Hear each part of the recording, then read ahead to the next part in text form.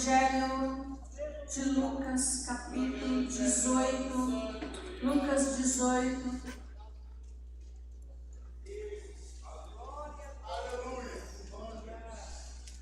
Verso de número 1, Lucas 18, verso de número 1. E contou-lhes também uma parábola sobre o dever de orar sempre e nunca desfalecer, dizendo: havia em uma cidade certo juiz que nem a Deus temia, nem respeitava o homem. Havia também naquela mesma cidade certa viúva que ia ter com ele, dizendo: faz-me justiça contra meu adversário. E por algum tempo não quis, mas depois disse consigo: ainda que não temo a Deus, nem respeito os homens, todavia como esta viúva me molesta, hei de fazer-lhe justiça, para que enfim não volte e me importune muito. E disse o Senhor: ouviu o que diz o injusto juiz? E Deus não fará justiça aos seus escolhidos, que clamam a Ele de dia e de noite, ainda que tardio para com eles? Digo-vos que depressa lhes fará justiça. Quando, porém, vier o Filho do Homem, porventura achará fé na terra? E disse também esta parábola a uns que confiavam em si mesmos, crendo que eram justos e desprezavam os outros. 2 homens subiram ao templo a orar, um fariseu e outro publicano. O fariseu, estando em pé, orava consigo dessa maneira: ó Deus, graças te dou, porque não sou como os demais homens roubadores, injustos e adúlteros, nem ainda como este publicano. Jejuo 2 vezes na semana, dou os dízimos de tudo quanto possuo. O publicano, porém, estando em pé de longe, nem ainda queria levantar os olhos ao céu, mas batia no peito, dizendo: ó Deus, tem misericórdia de mim, pecador. Digo-vos que este desceu justificado para a sua casa, e não aquele, porque qualquer que a si mesmo se exalta será humilhado, e qualquer que a si mesmo se humilha será exaltado. O Senhor conta 2 parábolas acerca de oração. O assunto das 2 parábolas é oração, ainda que a primeira, o Senhor vai nos dar uma lição. Qual é a lição da primeira parábola? É o dever, ele diz logo no verso 1, o dever de orar sempre e nunca desfalecer, nunca esmorecer, dependendo da versão. E a segunda parábola, ele vai falar que só o arrependimento humilde traz justificação e que o orgulho obstrui a oração. Então são 2 parábolas que o Senhor trata especificamente sobre oração. E a primeira, irmão, a gente conhece já essa história, já ouviu muitas vezes, vocês já me ouviram as reuniões de oração falar muitas vezes sobre essa parábola, sobre o dever a persistência, né, em orar, em permanecer orando, né? A oração, irmão, é um antídoto para o desânimo. Desanima aquele que não ora. Não é que desanimou de orar, é aquele que não ora é que desanima. A falta de oração, a falta desse tempo de estar buscando a Deus é que vai trazendo para a vida espiritual o desânimo. Então, se você diz: eu estou desanimado, provavelmente está faltando um tempo de oração, um tempo na presença de Deus, um tempo para buscar a Deus, porque desanima quem não ora, porque quem ora, irmão, apesar de muitas vezes passar por lutas e dificuldades, permanece firme, permanece na presença de Deus, permanece buscando, permanece na casa de Deus. Então, desanimou é uma característica daquelas pessoas que não oram.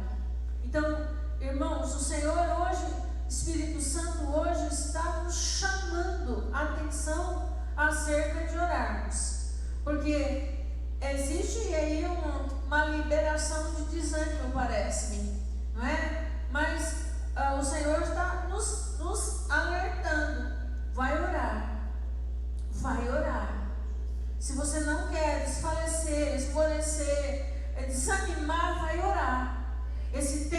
presença de Deus, esse tempo falando com Deus, não é tempo perdido, irmão. É um tempo de fortalecimento.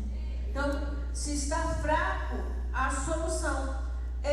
Tiago diz: quem está triste, ora. Se você está fraco, ora. A situação está difícil, ora. É assim que a gente permanece, orando sempre, sem nunca esmorecer. Diz também o apóstolo Paulo na carta aos 1 Tessalonicenses: orai sem cessar. E nós temos aqui um exemplo de alguém persistente na oração.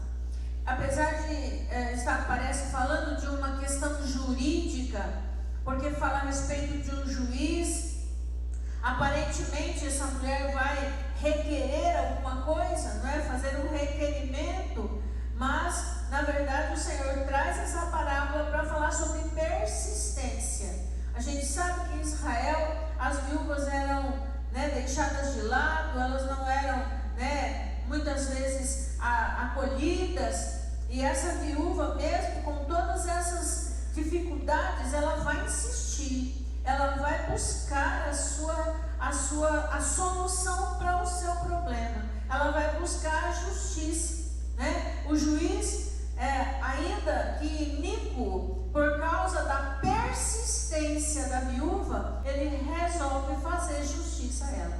Então, o Senhor vai dando essa parábola como exemplo, ele vai dizer, ouviu o que diz o injusto, e Deus não fará justiça aos seus escolhidos que clamam a Ele de dia e de noite?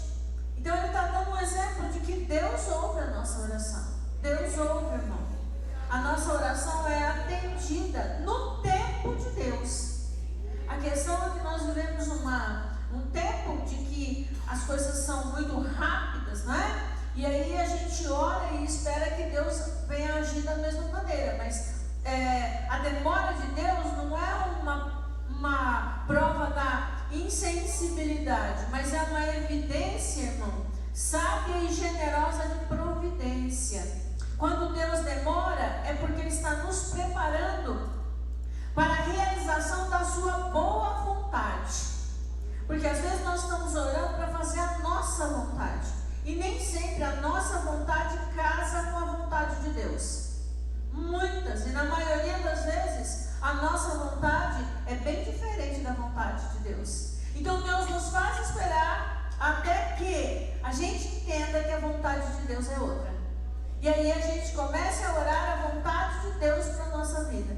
E aí sim, a gente recebe a resposta do Senhor. Então a demora de Deus não é um indeferimento do pedido. Esse é um termo jurídico. Quando você entra com uma ação judicial, o juiz pode deferir ou indeferir.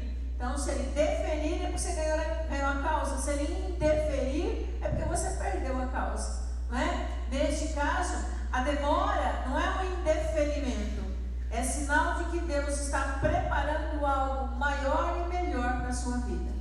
Amém? Então, é só confiar no Senhor e não desistir, mas persistir. Essa parábola ensina claramente sobre a persistência. Permaneça orando, continue orando. Aí lá no verso 8, ele vai falar sobre, no verso 7 ainda, na segunda parte, ele diz que clamam a Ele de dia e de noite, ainda que tardio para com Ele. Aí no verso 8 ele diz: digo-vos que depressa lhes fará justiça. Quando, porém, vier o Filho do Homem, porventura achará fé na terra? Isso aqui, irmão, é um alerta gravíssimo para a igreja. É um alerta seríssimo. E, na verdade, foi esse o versículo que o Espírito Santo trouxe ao meu coração, quando o Senhor me falou hoje sobre oração. Foi esse o versículo que Deus trouxe. O que Deus está falando aqui, irmão? Que o fim dos tempos será marcado por um declínio na fé. E isso é tão claro, né? Com isso, irmão, porque a fé vai diminuindo, o esfriamento na prática da oração também diminui. Então a pessoa ora, quer a resposta imediata. imediata, ela não vem. Aí o que vai fazer então nesse caso? Desiste de orar. Porque a resposta não foi imediata, não foi como eu queria, não é do jeito que eu quero. Então, à medida que a história caminha, à medida que as coisas caminham para o fim, as pessoas se tornarão mais desatentas às coisas espirituais. Então, na verdade, foi isso que o Senhor falou comigo. E o que a gente vê hoje é o resultado já de um esfriamento na fé.